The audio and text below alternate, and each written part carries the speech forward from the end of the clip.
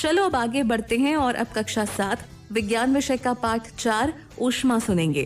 Diet Udaipur के निर्देशन में इस पाठ का आलेखन किया गया है अजय उपाध्याय जी द्वारा और समीक्षा की है भगवत सिंह झाला जी ने। आओ पाठ सुनते हैं। बच्चों, आज हम आपको कक्षा 7 विज्ञान के अध्याय 4 ऊष्मा के बारे में समझाते हैं। आपने पिछले अध्याय में पढ़ा कि हम शीतकाल में ऊनी वस्त्र पहनते हैं जो हमें गर्म रखते हैं तथा गर्मी के मौसम में सूती वस्त्र पहनते हैं जो हमें ठंडक का अनुभव कराते हैं। शीतकाल में आप घर के अंदर ठंड का अनुभव करते हैं। यदि आप बाहर धूप में जाएं तो गर्मी का अनुभव करते हैं। ग्रीष्म काल में तो घर के अंदर भी हमें गर्मी का अनुभव होता है। तो बच्चों, आपके दिमाग में एक प्रश्न उठ रहा होगा, हम कैसे पता करते हैं कि कोई वस्तु ठंडी है या गर्म? बच्चों, इस अध्याय में हम आपको यही समझाने का प्रयास करेंगे। जीवन में हम अनेक वस्तुओं के संपर्क में आते हैं। इसमें से कुछ गर्म और कुछ ठंडी होती है, जैसे चाय गर्म, बर्फ ठंडी। हम जीवन में देखते हैं कि कुछ वस्तुएं ठंडी हैं जबकि कुछ गर्म। लेकिन बच्चों, आप ये बात भी जानते हैं कि कुछ वस्तुएं दूसरी वस्तुओं की अपेक्षा अधिक गर्म होती है और कुछ वस्तुएं दूसरे वस्तुओं की अपेक्षा अधिक ठंडी होती है। अगर आपसे पूछा जाए कि आप कैसे पता करते हो कि वस्तु गर्म है या ठंडी, तो आप सामान्यतः बताएंगे कि हम वस्तु को स्पर्श करके पता करते हैं कि वस्तु ठंडी है या गर्म।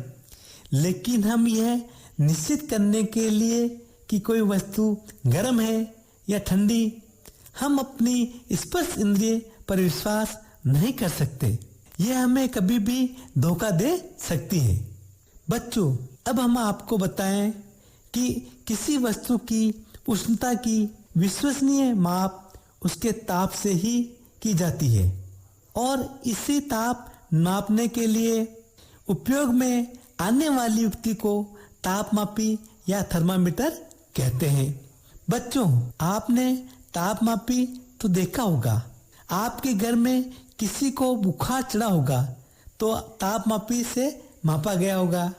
जिस तापमापी से हम अपने शरीर का ताप नापते हैं उसको हम डॉक्टरी थर्मामीटर कहते हैं। अब बच्चों, हम आपको डॉक्टरी थर्मामीटर की बनावट के बारे में समझाते हैं। डॉक्टरी थर्मामीटर में एक लंबी, बारीक तथा एक समान व्यास की कांच की नली होती है। सिरे पर एक बल्ब होता है। बल्ब में पारा भरा होता है। बल्ब के बाहर नली में पारे की एक पतली चमकीली धारी दिखाई देती है।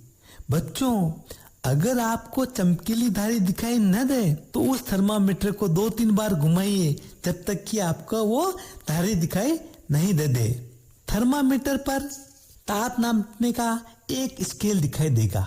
उस उपयोग किया जाने वाला ये मापक्रम स्केल सेल्सियस स्केल है, जिसे डिग्री सेंटीग्रेड द्वारा दर्शाते हैं। डॉक्टरी थर्मामीटर से हम 35 डिग्री सेंटीग्रेड से 42 डिग्री सेंटीग्रेड तक के ताप हम माप सकते हैं। मानव शरीर का सामान्य ताप 37 डिग्री सेंटीग्रेड है।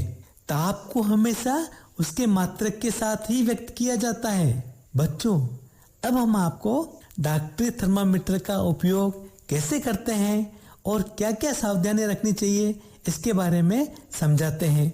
थर्मामीटर को उपयोग में लेने से पहले तथा पश्चात धोना चाहिए। धोने के लिए एंटीसेप्टिक घोल का उपयोग करना चाहिए। उपयोग करने से पहले हम यह देख लें कि पारे का तल 35 डिग्री सेंटीग्रेड से नीचे ना हो। थर्मामीटर को पढ़ते समय पारे का तल दृष्टि रेखा की सीध में होना चाहिए। थर्मामीटर को सावधानी पूर्वक उपयोग करना चाहिए। किसी ठोस वस्तु से टकरा जाता है तो यह टूट सकता है। थर्मामीटर का उपयोग करते समय इसे बल्ब से नहीं पकड़ना चाहिए। जब आप थर्मामीटर से किसी रोगी का तापमान लेना चाहें तो बल्ब को रोगी की जीभ के नीचे रखें। 1 मिनट बाद थर्मामीटर को बाहर निकालिए और उसका पाठ्यांक नोट कीजिए। ये रोगी के शरीर का तापमान है। तो आपको डॉक्टरी थर्मामीटर का उपयोग कैसे करते हैं और क्या क्या सावधानियां रखनी चाहिए, इसकी जो जानकारी दी वो आपको बहुत अच्छी तरह समझ में आ गई होगी। अब बच्चों, हम आपको प्रयोगशाला तापमापी कैसे कार्य करता है इसके बारे में जानकारी देते हैं और विस्तार से समझाते हैं। अन्य वस्तुओं का ताप नापने के लिए जो तापमापी का उपयोग करते हैं या प्रयोगशाला में जो तापमापी काम आता है उसको प्रयोगशाला तापमापी कहते हैं। प्रयोगशाला तापमापी का परिसर -10 डिग्री सेंटीग्रेड से 110 डिग्री सेंटीग्रेड होता है।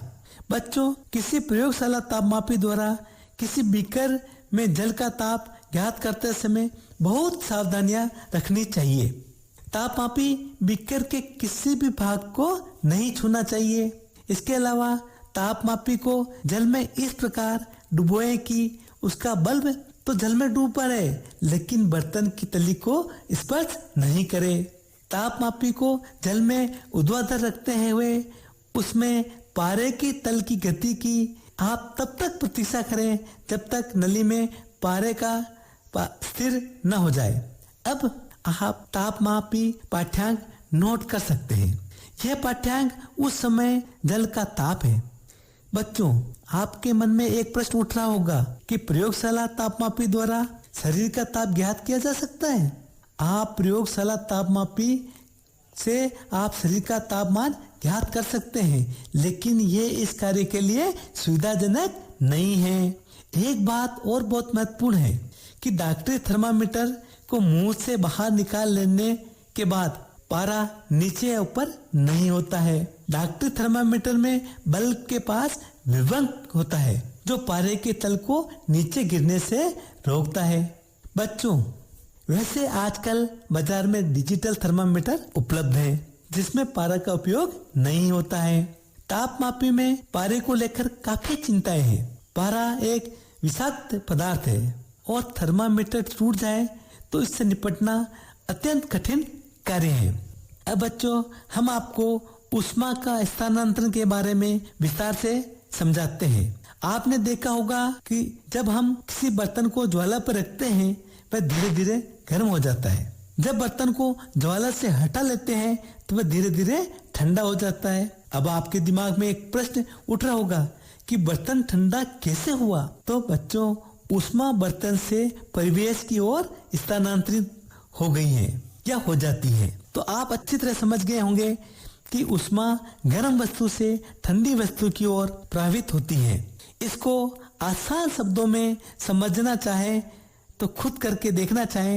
एक एल्यूमिनियम की या लोहे की छड़ ले, उस पे समान दूरी पे मोम के छोटे छोटे टुकड़े लगा दें। फिर छड़ को एक सिरे को स्टैंड से लगा दें तथा दूसरे सिरे को ज्वाला से गर्म करें।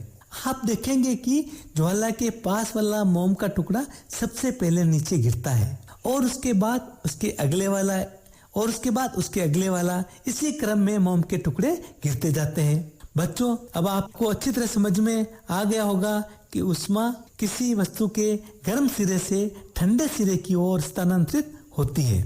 यह प्रक्रम जिसमें ऊष्मा वस्तु के गर्म सिरे से ठंडे सिरे की ओर स्थानांतरित होती है उसको चालन कहते हैं। ठोस में प्राय चालन प्रक्रम द्वारा ही ऊष्मा स्थानांतरित होती है। बच्चों, आपने अपने घरों में देखा होगा कि चाय बनाने वाली तपेली के जिस सिरे को हम पकड़ते हैं वो अक्सर लकड़ी या प्लास्टिक का होता है। जब आपके घर में आपकी मम्मी चाय बनाती है तो क्या उनका हाथ जल जाता है? इसका मतलब है कि लकड़ी या प्लास्टिक में ऊष्मा का स्थानांतरण नहीं हुआ है। तो आप सब अच्छी तरह समझ गए होंगे कि कुछ पदार्थों में ऊष्मा स्थानांतरित नहीं होती है। ऐसे पदार्थों को ऊष्मा का कुचालक कहते हैं। जिन पदार्थों में ऊष्मा स्थानांतरित हो जाती है वे ऊष्मा के चालक कहलाते हैं। तो बच्चों, आपको चालक और कुचालक की जो जानकारी दी गई वो अच्छी तरह समझ में आ गई होगी। एक बात का ध्यान रखें, कुचालकों को ऊष्मारोधी भी कहते हैं। बच्चों, अब हम आपको संहवन विधि क्या है इसके बारे में समझाते हैं। आप गोल पेंदे का बीकर लेकर आधे से ज्यादा जल से भरें। बीकर में जल को स्थिर होने दें, फिर एक स्ट्रा की सहायता से इसके पेंदे में पोटेशियम परमैंगनेट का एक क्रिस्टल धीरे से रखें। फिर मोमबत्ती की सहायता से इसको धीरे धीरे गर्म करें। बच्चों, आप देखोगे कि ज्वाला के पास वाला जल गर्म होकर ऊपर उठता है, तो उस गर्म जल का पास वाला जल उसका स्थान ले लेता है। इसी प्रकार जब वो जल गर्म होकर ऊपर उठता है तो उसके पास वाला जल उसका स्थान ले लेता है। ये कार्य तब तक चलता रहता है जब तक सारा जल गर्म ना हो जाए। बच्चों, ऊष्मा के स्थानांतरण की इस विधि को संहवन विधि कहते हैं। बच्चों, अब हम आपको समुद्र समीर तथा थल समीर के बारे में विस्तार से समझाते हैं। तटीय क्षेत्रों में रहने वाले लोग एक मनोरंजक परिघटना का अनुभव करते हैं। आप सब जानते हैं कि दिन के समय धरती जल की अपेक्षा शीघ्र गर्म होती है। धरती के ऊपर की वायु गर्म होकर ऊपर उठती है। उसका स्थान लेने के लिए समुद्र का ओर से ठंडी वायु स्थल की ओर बहती है। इस चक्र को पूरा करने के लिए स्थल के ऊपर की गर्म वायु समुद्र की ओर बहती है। बच्चों, समुद्र की ओर से स्थल की ओर आने वाली वायु को समुद्र समीर कहते हैं। समुद्र समीर का लाभ उठाने वाले लोग समुद्री तट पर अपने मकानों की खिड़कियां समुद्र की ओर बनाते हैं। रात्रि में यह प्रक्रम ठीक विपरीत हो जाता है। समुद्र का जल स्थल की अपेक्षा धीमी गति से ठंडा होता है, इसलिए स्थल की ओर से ठंडी वायु समुद्र की ओर बहती है। इसको थल समीर कहते हैं। बच्चों, हमने आपको समुद्र समीर और थल समीर की जो जानकारी दी वो बहुत अच्छी तरह आपको समझ में आ गई होगी। अब हम आपको विकिरण किसे कहते हैं विस्तार से समझाते हैं। जब आप धूप में खड़े होते हो तो आपको गर्माहट महसूस होती है।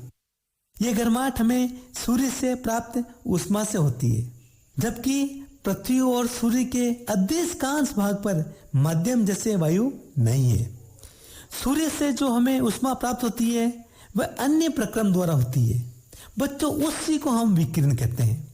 बच्चों, विकिरण द्वारा ऊष्मा के स्थानांतरण में किसी माध्यम वायु अथवा जल की आवश्यकता नहीं होती है। माध्यम विद्यमान हो न हो, विकिरण द्वारा ऊष्मा का स्थानांतरण हो सकता है। बच्चों, हमारे शरीर विकिरण द्वारा ही परिवेश को ऊष्मा देता है तथा उससे ऊष्मा ग्रहण करता है। सभी घन पिंड विकिरणों के रूप में ऊष्मा विकिरित करते हैं। जब यह ऊष्मा विकिरण किसी अन्य वस्तु से टकराते हैं तो इनका कुछ भाग परावर्तित हो जाता है, कुछ भाग अवशोषित हो जाता है तथा कुछ भाग परागत हो सकता है। ऊष्मा के अवशोषित भाग के कारण वस्तु का ताप बढ़ जाता है। अब बच्चों, हम आपको सर्दियों तथा गर्मियों में हमारे वस्त्र किस प्रकार के होने चाहिए विस्तार से समझाते हैं। वैसे आप लोग गर्मियों में हल्के रंग के वस्त्रों को वरीयता देते हैं, जबकि सर्दियों में गहरे रंग के कपड़े पहनना पसंद करते हैं। आप ऐसा क्यों करते हैं, आपको पता है? चलो हम विस्तार से समझाते हैं। बच्चों, हम टीन के 2 डिब्बे लेते हैं, एक पे सफेद तथा दूसरे पे काला कलर करते हैं। दोनों में बराबर मात्रा में जल लेते हैं।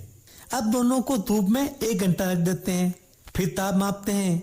दोनों के ताप में अंतर है। अगर जल को हाथ लगा कर देखें तो भी हमें अंतर महसूस होता है।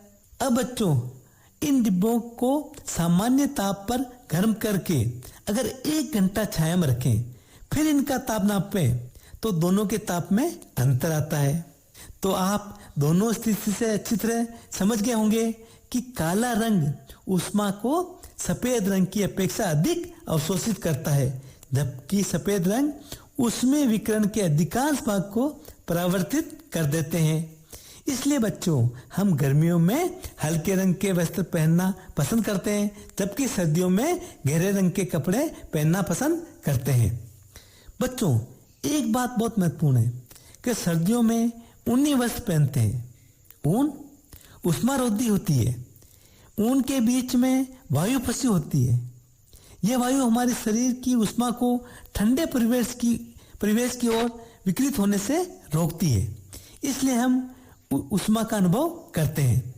आप सर्दी में एक मोटी कंबल दें या 2 पतली कंबल दें, आप क्या लेना पसंद करेंगे? तो आप तत्काल बोलेंगे कि हम 2 पतली कंबल चाहिए, क्योंकि इनके बीच में हवा की एक परत होती है जिससे सर्दी कम लगती है। बच्चों, हमने इस अध्याय को आपको विस्तार से समझाया, जो कि आपको अच्छी तरह समझ में आ गया होगा। यह अध्याय आपके लिए काफी आसान है। इस अध्याय में के कुछ महत्वपूर्ण बिंदु हैं। किसी वस्तु की उष्णता की कोटि ज्ञात करने के लिए हम सदैव अपनी स्पर्श इंद्रियों पर विश्वास नहीं कर सकते हैं। ताप किसी वस्तु की कोटि का माप है।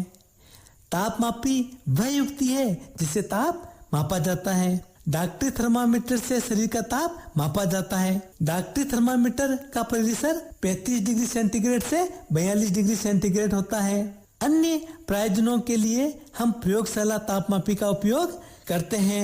इस तापमापी परिसर -10 डिग्री सेंटीग्रेड से 110 डिग्री सेंटीग्रेड होता है। ठोसों में प्राय ऊष्मा का चलन द्वारा स्थानांतरित होती है, जबकि द्रवों तथा गैसों में ऊष्मा का संवहन द्वारा स्थानांतरित होती है। विकिरण द्वारा ऊष्मा के स्थानांतरण के लिए किसी माध्यम की आवश्यकता नहीं होती है। गहरे रंग के वस्तुएं हल्के रंग की वस्तुओं की तुलना में ऊष्मीय विकिरणों की अच्छी अवशोषक होती है। सर्दियों में ऊनी वस्त्र हमें गर्म रखते हैं, क्योंकि ऊन ऊष्मारोधी है तथा इसके रेशों के बीच वायु फंसी होती है। तो बच्चों, आज हमने आपको ऊष्मा के बारे में विस्तार से समझाया तथा इसके महत्वपूर्ण बिंदु भी अच्छी तरह समझाया। लगता है ये सब आपको बहुत अच्छी तरह समझ में आ गया होगा। ऊष्मा से संबंधित आपकी सारी समस्याओं का समाधान हो गया होगा। आपके मन में जो प्रश्न उठ रहे होंगे उनके भी आपको उत्तर मिल गए होंगे। तो बच्चों, ये जानकारी आपको लिए बहुत उपयोगी रहे, यही हमारी ओर से शुभकामनाएं। धन्यवाद। बच्चों, जब आपको बुखार हो जाता है तो आप कैसे नापते हो? हाँ, थर्मोमीटर से। आज शिक्षक ने हमें यही बताया कि हम कैसे पता लगा सकते हैं कोई वस्तु गर्म है या ठंडी। शिक्षक ने हमें ये भी बताया कि ऊष्मा गर्म सिरे से ठंडे सिरे की ओर स्थानांतरित होती है, और इसे समझने के लिए शिक्षक ने जो प्रयोग बताया आप वो भी कर सकते हैं। ऊष्मा के कुचालक पदार्थ कौन से हैं और सुचालक कौन से हैं, इसकी सूची बनाना। अरे वाह, हमने तो ये भी जाना कि हम गर्मी और सर्दी में अलग अलग तरह के कपड़े क्यों पहनते हैं। जानवर क्या करते हैं सर्दी और गर्मी में खुद को मौसम के अनुसार जिंदा रखने के लिए? सोचना और अपने दोस्तों से बातें करना। आपका मन कर रहा होगा कि आप भी पाठ को पढ़ें। बच्चों, जरूर खुद पढ़ना और अपने सवाल जरूर लिखना।